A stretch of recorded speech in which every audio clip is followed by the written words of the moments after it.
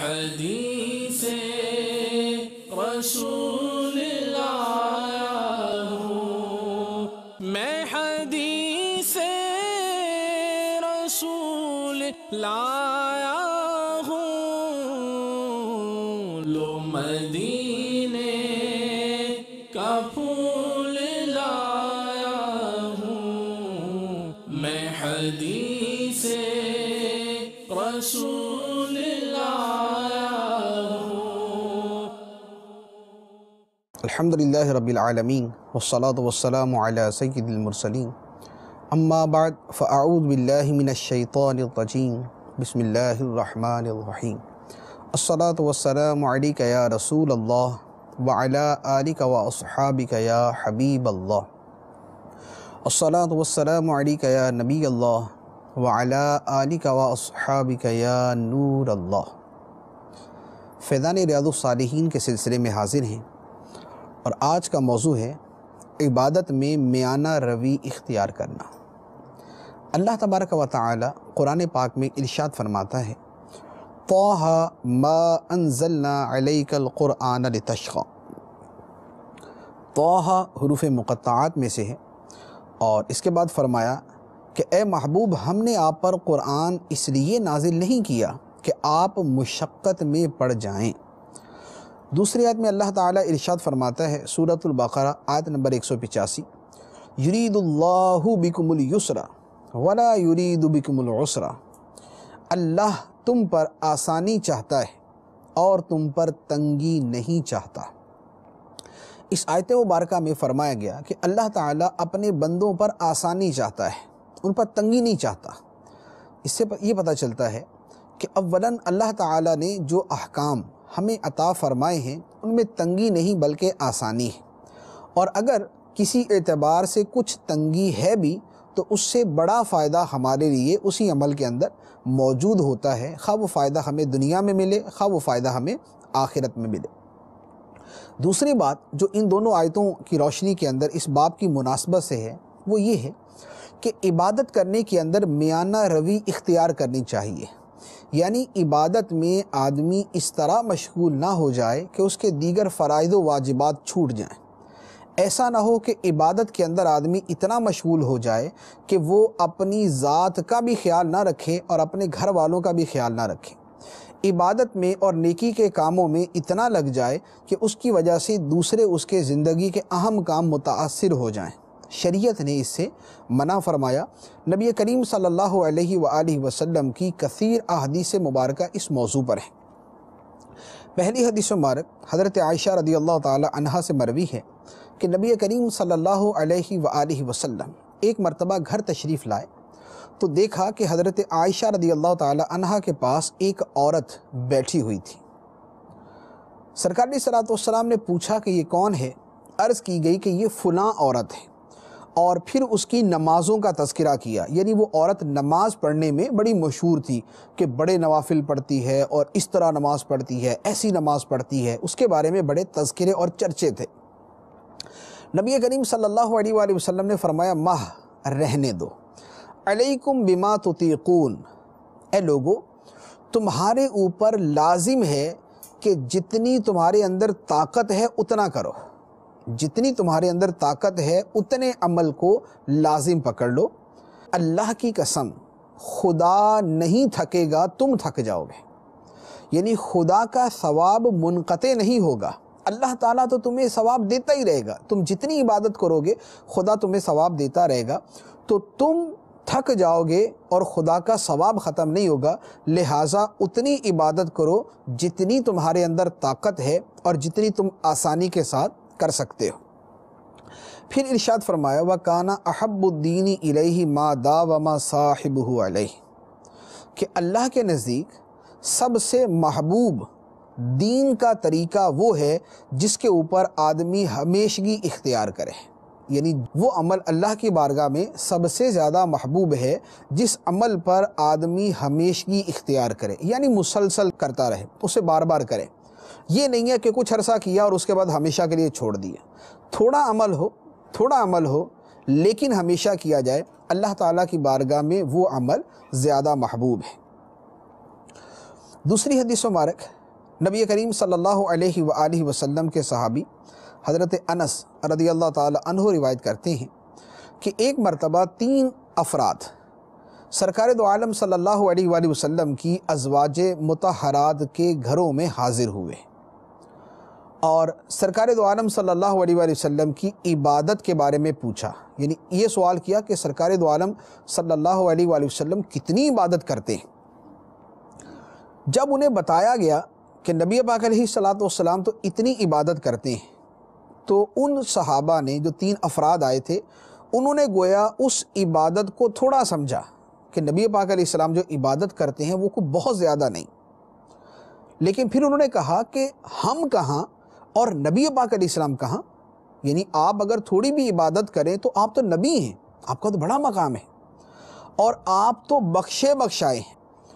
اب وہ جو 3 افراد حاضر ہوئے تھے ان میں سے ایک نے کہا کہ میں ساری زندگی رات کو جاگ کر نماز پڑھا کروں گا، پوری زندگی میں راتوں کو نماز ہی پڑھوں گا، میں کبھی نہیں سوؤں گا۔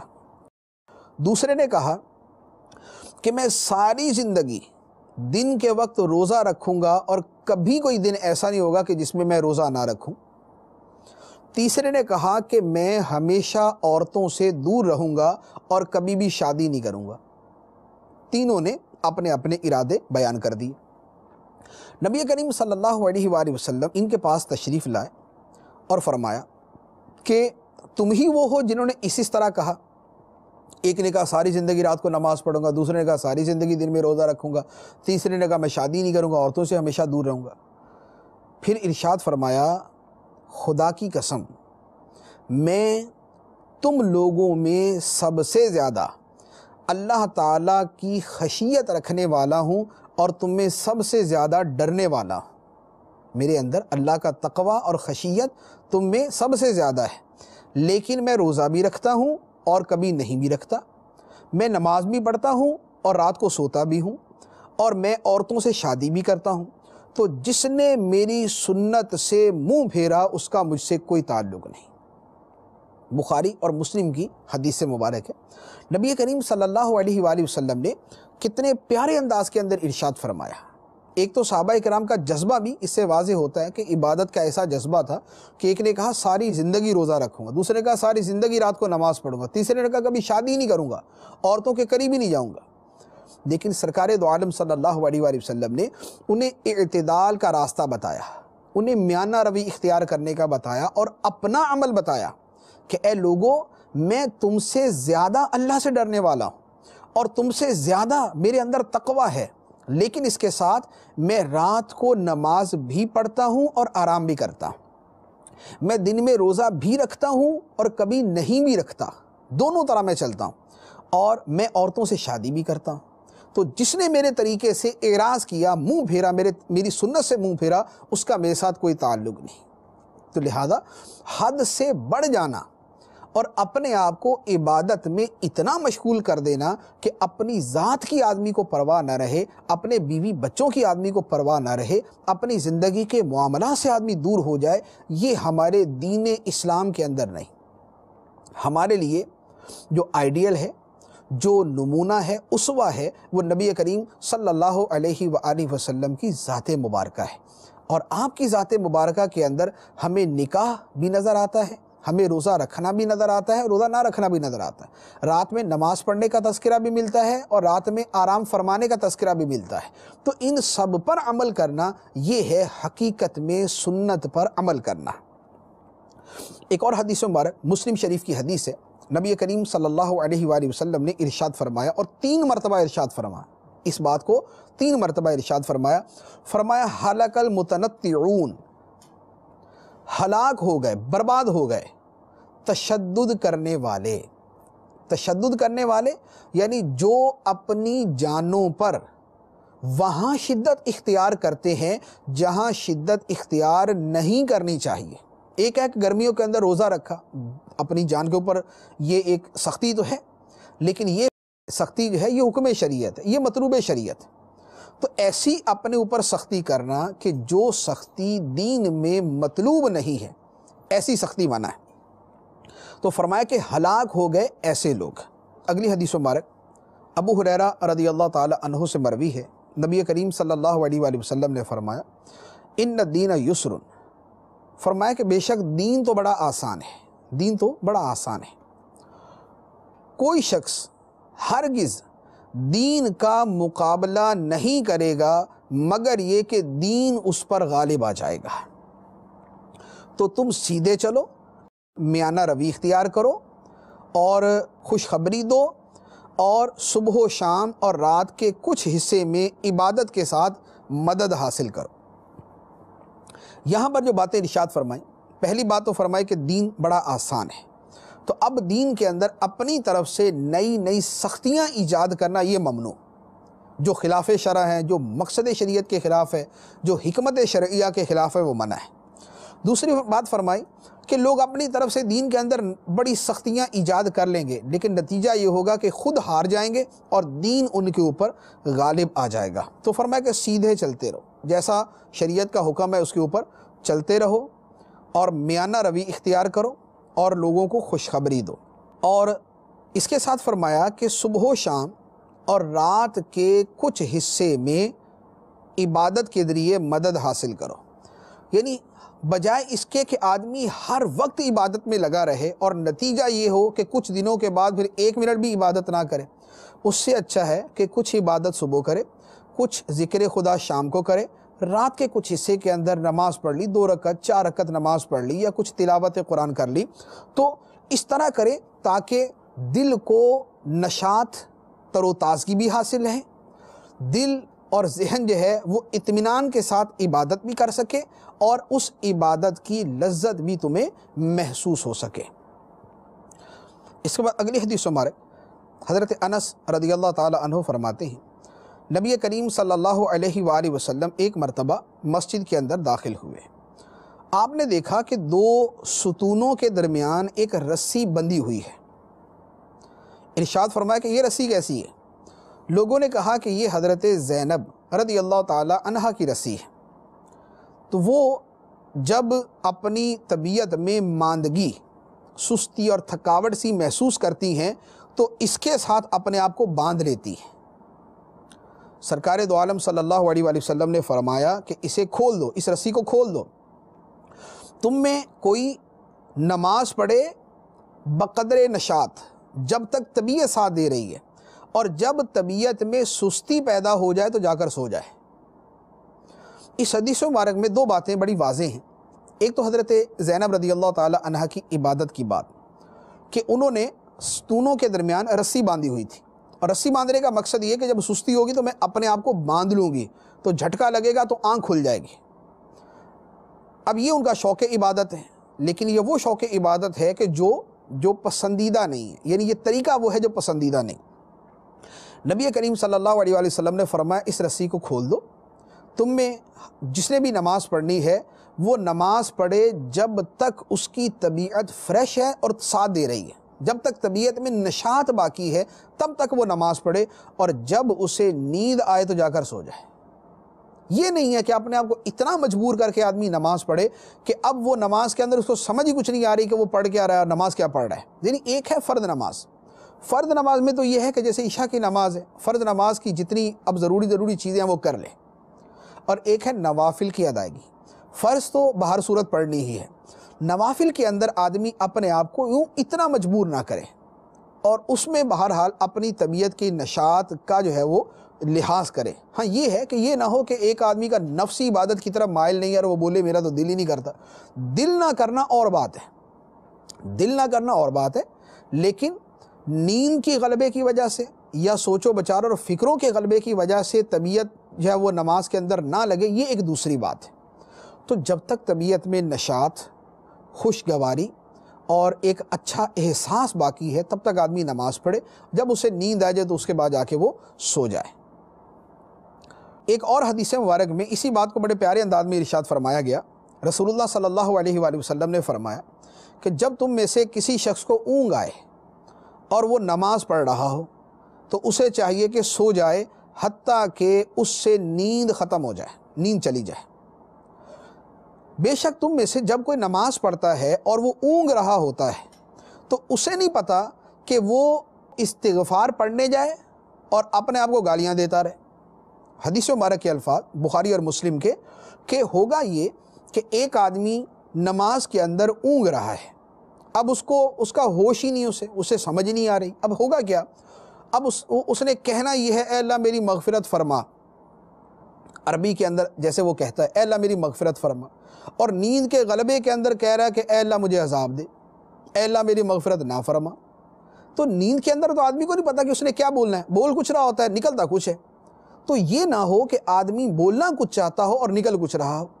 سجدے کے اندر جب وہ رکوع کی تسبیح پڑھ رہا، رکوع کے اندر سجدے کی تسبیح پڑھ رہا، اتحیات کے اندر سورہ فاتحہ پڑھ رہا اور سورہ فاتحہ کی جگہ اتحیات پڑھ رہا، تو یوں پڑھنا کچھ چاہتا ہے اور پڑھ کچھ رہا ہے۔ اسی طرح بعض اوقات عربی زبان کے اندر تو لا کے فرق سے معنی ہی بدل جاتا ہے، اعبدو میں عبادت کرتا ہوں اور لا اعبدو میں نہیں کرتا، تو اب نیند کے اندر لا چھوٹ گیا یا شامل ہو گیا، تو نتیجہ کیا ہوگا کہ آدمی بولنا کچھ چاہے گا لیکن اس کی جگہ کچھ اور بول دے گا۔ تو نماز کے اندر نیند کا اتنا غلبہ ہو تو پھر نماز کی جگہ آدمی کو آرام کرنا چاہیے۔ اسی طرح دعا مانگتے ہوئے آدمی دعا مانگ رہا ہے، اور دعا تو مانگ رہا ہے کہ اے اللہ میرے سارے کام سنوار دے، اور نیند کے اندر بول رہا ہے بگاڑ دے۔ تو یوں نیند کا جب غلبہ ہو تو دعا مانگنے سے بھی پرہیز کرنی چاہیے، بجائے اس کے کہ دعا کی جگہ بد دعا کرنا شروع کر دے۔ تو نیند کا غلبہ ہو تو آدمی نیند پوری کرے اور اس کے بعد نماز اور دعا کی طرف آئے۔ ایک اور حدیث مبارک حضرت جابر بن سمورہ رضی اللہ تعالی عنہ سے مروی ہے، فرماتے ہیں میں نبی کریم صلی اللہ علیہ وآلہ وسلم کے ساتھ نماز پڑھا کرتا تھا، تو آپ کی نماز بھی معتدل ہوا کرتی تھی اور آپ کا خطبہ بھی معتدل ہوا کرتا تھا۔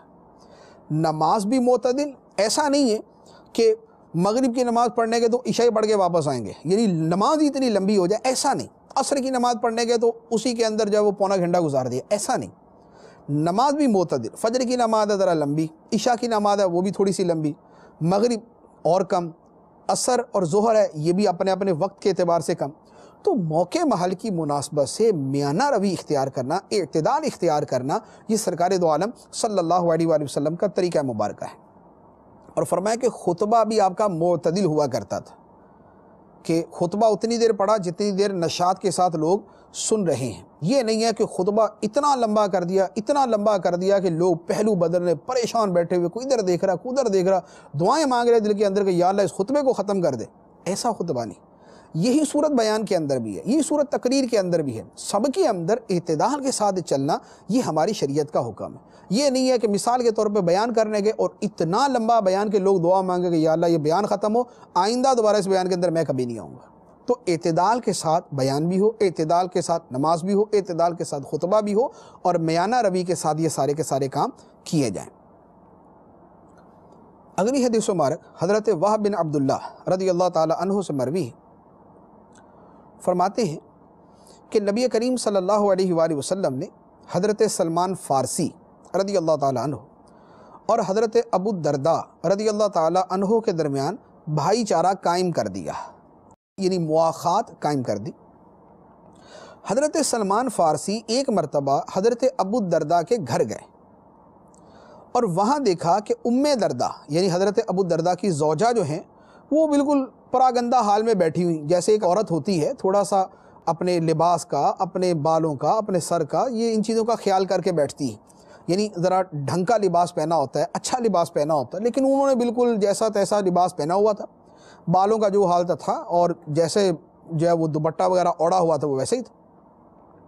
تو آپ نے پوچھا کہ تمہارا کیا حال ہے، یعنی یہ کیسا جو ہے وہ یعنی طریقہ زندگی کا؟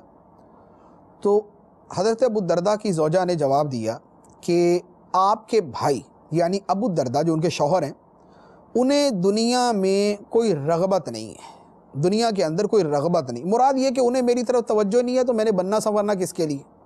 یہ ان کے جواب کا خلاصہ۔ حضرت سلمان فارسی رضی اللہ تعالیٰ عنہ نے جواب تو سن لیا۔ اب اس کے بعد جب حضرت ابو الدرداء آئے اور کھانا تیار ہوا تو حضرت ابو الدرداء رضی اللہ تعالیٰ عنہ نے حضرت سلمان فارسی سے کہا کہ آپ کھانا کھائیے، میرا روزہ ہے، آپ کھائیے، میرا روزہ ہے۔ حضرت سلمان فارسی رضی اللہ تعالیٰ عنہ نے جواب دیا کہ میں تب تک نہیں کھاؤں گا جب تک ہم اکٹھے نہیں کھائیں گے، یعنی آپ اپنا روزہ چھوڑیں، میرے ساتھ کھانا کھائیں۔ حضرت ابو دردہ رضی اللہ تعالیٰ عنہ ساتھ بیٹھ کے کھانا کھا لیا. رات ہوئی تو حضرت ابو دردہ رضی اللہ تعالیٰ عنہ اٹھے کہ ابھی میں نماز شروع کر دوں. تو حضرت سلمان فارسی نے ان کو فرمایا کہ سو جاؤ. حضرت سلمان فارسی ابو دردہ کو فرمائے سو جاؤ. وہ سو گئے. تھوڑی دیر گزری پھر اٹھ گئے. حضرت ابو دردہ پھر اٹھے کہ نماز شروع کروں. حضرت سلمان فارسی نے پھر کہا کہ سو جاؤ، ابھی اور سو اور آرام کرو. جب رات کا آخری پہر آیا تو حضرت سلمان فارسی رضی اللہ تعالی عنہ نے فرمایا کہ اب کھڑے ہو جاؤ، اب اٹھو. پھر دونوں نے مل کر نماز پڑھی رات کے آخری پہر. اب اس کے بعد حضرت سلمان فارسی رضی اللہ تعالی عنہ نے جو جواب دیا، کتنا پیارا جواب ہے، اور یہ وہ جواب ہے کہ جس کی آخر میں سرکار نے تصدیق فرمائی. یہ جواب غور سے سنیے.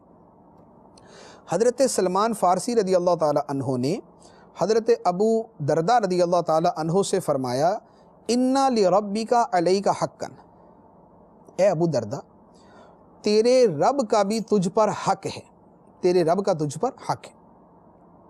وَإِنَّ لِنَفْسِكَ عَلَيْكَ حَقًّا، اور تیری اپنی ذات کا بھی تجھ پر حق ہے. وَلِأَهْلِكَ عَلَيْكَ حَقًّا، اور تیری بیوی کا بھی تیرے اوپر حق ہے. فَأَعْتِ كُلَّ ذِي حَقٍّ حَقَّهُ، تو ہر حق والے کو اس کا حق پورے طریقے سے ادا کرو. خدا کا حق بھی ادا کرو، اپنے ذات کا حق بھی ادا کرو، اور اپنی بیوی کا حق بھی ادا کرو. پھر اس کے بعد حضرت سلمان فارسی رضی اللہ تعالی عنہ نبی پاک صلی اللہ علیہ وآلہ وسلم کی بارگاہ میں آئے اور آ کے پورا واقعہ سنایا کہ حضور ایسا ہوا ایسا ہوا ایسا ہوا.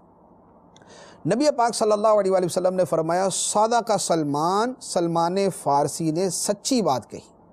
حدیث ہے بخاری شریف کی.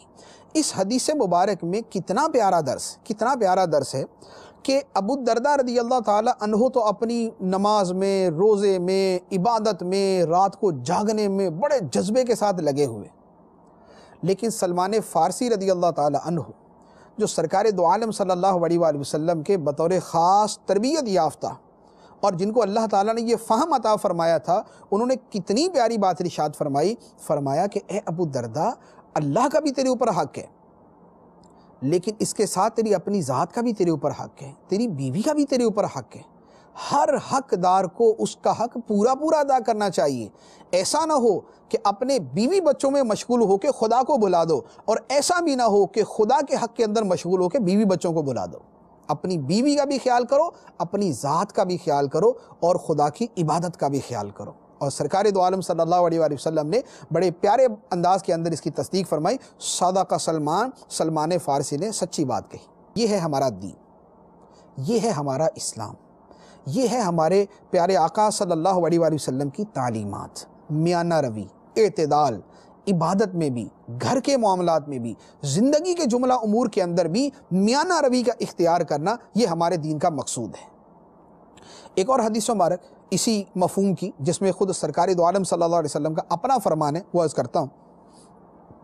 حضرت عبداللہ بن عمرو بن العاص رضی اللہ تعالی عنہما فرماتے ہیں کہ نبی پاک علیہ السلام کو یہ خبر دی گئی کہ میں کہتا ہوں، یعنی عبداللہ بن عمرو کہتے ہیں کہ خدا کی قسم میں دن میں روزہ رکھوں گا اور رات میں نماز پڑھوں گا ساری زندگی.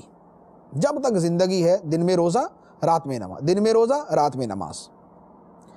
نبی پاک صلی اللہ علیہ وسلم نے فرمایا کہ یہ تم ہی ہو جس نے یہ بات کہی ہے؟ میں نے عرض کیا کہ جی یا رسول اللہ صلی اللہ علیہ وسلم، آپ پر میرے ماں باپ قربان، یہ میں نے ہی کہا ہے کہ ساری زندگی روزہ اور ساری زندگی نماز. سرکار دو عالم علیہ السلام نے فرمایا کہ تم یہ نہیں کر سکو گے. فَإِنَّكَ لَا تَسْتَطِيعُ ذَلِكَ، تم اس طرح نہیں کر سکو گے، ساری زندگی روزہ رکھو گے، ایسا نہیں ہوگا. بوڑھے ہو جاؤ گے تو پریشان ہو جاؤ گے. روزہ بھی رکھو اور نہ بھی رکھو، یعنی چھوڑو بھی، آرام بھی کرو اور نماز بھی پڑھو. اور فرمایا کہ ہر مہینے میں صرف 3 روزے رکھو، 30 نہیں، ہر مہینے میں 3 روزے رکھو، کیونکہ ہر نیکی کا بدلہ 10 گنا ہے. تو مہینے میں 3 روزے رکھے تو 30 روزوں کے برابر ثواب، 30 روزوں کے برابر ثواب. تو آپ پوری زندگی یوں کرتے رہے تو ساری زندگی روزوں کا ثواب. حضرت عبداللہ بن عمرو فرماتے ہیں میں نے عرض کیا کہ میں تو اس سے زیادہ کی طاقت رکھتا ہوں. فرمایا زیادہ کی طاقت ہے تو پھر یوں کر کہ ایک دن روزہ رکھ 2 دن چھوڑ، ایک دن روزہ رکھو 2 دن چھوڑ دو۔ عرض کی نہیں حضور مجھے اس سے بھی زیادہ کی طاقت ہے۔ فرمایا کہ پھر ایک دن روزہ رکھو اور ایک دن چھوڑ دو۔ اور یہ حضرت داؤد علیہ السلام کے روزے ہیں، ایک دن روزہ رکھنا ایک دن نہ رکھنا، یہ حضرت داؤد علیہ السلام کے روزے ہیں۔ فرمایا وَهُوَ أَعْدَلُ الصِّيَامِ، اور یہ روزوں میں سب سے اعتدال والی صورت ہے، سب سے بہترین صورت یہ، ایک دن روزہ ایک دن چھوڑ دو۔ انہوں نے عرض کیا کہ یا رسول اللہ میں تو اس سے بھی زیادہ طاقت رکھتا ہوں، یعنی میں تو روزانہ کی طاقت رکھتا ہوں۔ تو فرمایا کہ اس سے بہتر کوئی صورت نہیں۔ اس کے بعد ارشاد فرمایا کہ میں تمہیں بتاؤں کہ تم کس طرح روزے رکھو اور کس طرح نماز پڑھو رات کو۔ عرض کی کیوں نہیں یا رسول اللہ صلی اللہ علیہ وسلم؟ فرمایا کہ روزہ بھی رکھا کرو، افطار بھی کیا کرو، سویا بھی کرو اور نماز بھی پڑھا کرو۔ پھر اب خود ارشاد فرمایا کہ تیرے جسم کا تیرے اوپر حق ہے، تیرے جسم کا بھی تیرے اوپر حق ہے، تیری آنکھوں کا بھی تیرے اوپر حق ہے، تیری بیوی کا بھی تیرے اوپر حق ہے، تیرے مہمان کا بھی تیرے اوپر حق ہے، اور ایک روایت میں یہ بھی فرمایا کہ تیرے بیٹے کا، تیری اولاد کا بھی تیرے اوپر حق ہے۔ اس کے بعد پھر آگے مزید وہی باتیں ارشاد فرمائی گئی ہیں۔ تو اب اس حدیث مبارک میں نبی کریم صلی اللہ علیہ وآلہ وسلم نے ارشاد فرما دیا کہ آدمی پر اس کے بدن کا بھی حق ہے، کہ اپنے بدن کو آدمی تندرست رکھے، یہ بھی آدمی کے اوپر اللہ کا حق ہے کہ آدمی اپنے بدن کا بھی خیال کرے، روزے اتنی کثرت سے رکھے کہ بالکل ہی جو ہے وہ ہڈیوں کا ڈھانچہ بن جائے، نمازیں اتنی کثرت سے پڑھے کہ آنکھیں پتھرا جائیں، آنکھیں کمزور پڑ جائیں، سر میں درد، دماغ کمزور، ایسا نہیں۔ عبادت اعتدال کے ساتھ کی جائے کہ جس میں بدن کا حق بھی ادا ہو جائے، آنکھوں کو بھی فریشنس ملے، تازگی ملتی رہے۔ اور فرمایا کہ تیری بیوی کا بھی تیرے اوپر حق ہے، ساری رات تو تم نماز پڑھتے رہو گے تو بیوی کے حقوق کون پورے کرے گا؟ تو بیوی کا بھی تمہارے اوپر حق ہے، اور تمہارے مہمان کا بھی تمہارے اوپر حق ہے۔ مہمان تشریف لائے، اب وہ اس کے سامنے کھانا رکھ دیا، خود بیٹھے جی میرا تو روزہ ہے۔ مہمان رات کو آیا، اب اس سے بات چیت کرنی ہے، اس کے اللہ اکبر کہہ کے نماز شروع کر دی۔ اب مہمان بیٹھا منہ دیکھ رہا کہ میں باتیں کس سے کروں، دیواروں سے کروں یا بھائی صاحب سے کروں، لیکن یہ صاحب نماز پڑھ رہے۔ تو نہیں، مہمان کے ساتھ گفتگو کرنا یہ بھی شریعت کے احکام میں سے ہے کہ جائز باتیں مہمان کے ساتھ کی جائیں تاکہ اسے یہ محسوس ہو کہ اس کے آنے پر اسے خوشی محسوس ہوئی ہے، نہ یہ کہ وہ یہ سمجھے گا یار میں تو لگتا ہے یا ان پہ مصیبت بن گیا ہوں کہ مجھے چھوڑ کے نماز کے اندر لگے ہوئے۔ تو مہمان کا حق بھی اس کی حد تک ادا کیا جائے، بیوی بچوں کا حق بھی ادا کیا جائے، اپنے جسم کا حق بھی ادا کیا جائے، اور اپنی اولاد کا حق بھی ادا کیا جائے۔ ہر وقت جو ہے وہ لگا ہوا دوسرے کاموں میں، اولاد کا پتہ ہی نہیں۔ اولاد کو وقت دینا، اولاد کی تربیت کرنا، اولاد سے پیار کرنا، اولاد کے ساتھ حسن سلوک کرنا، ان کی ضرورتوں کو پورا کرنا، ان سے بات چیت کرنا، یہ اولاد کے حقوق ہیں۔ لیکن اب کوئی شخص کسی بھی نیک کام کے اندر، کسی بھی جائز کام کے اندر یا کسی بھی عبادت کے اندر اتنا مشغول ہو جائے کہ اس کے پاس اولاد کے لیے وقت ہی نہ ہو، ایک مہینہ گزر جائے اولاد کے ساتھ بات چیت کرنے کا، سلام کرنے کا اس کے پاس وقت ہی کوئی نہیں۔ تو فرمایا کہ نہیں، تیری اولاد کا بھی تیرے اوپر حق ہے۔